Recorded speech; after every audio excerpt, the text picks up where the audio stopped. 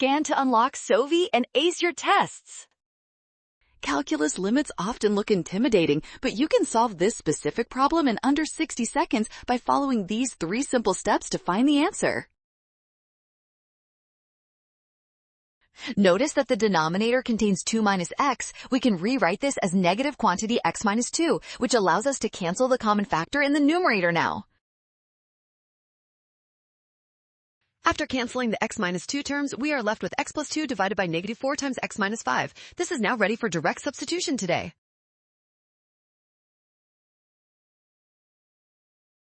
Substitute 2 for x, we get 4 divided by negative 4 times negative 3, which simplifies to 4 over 12, or 1/3. That makes option C our winner.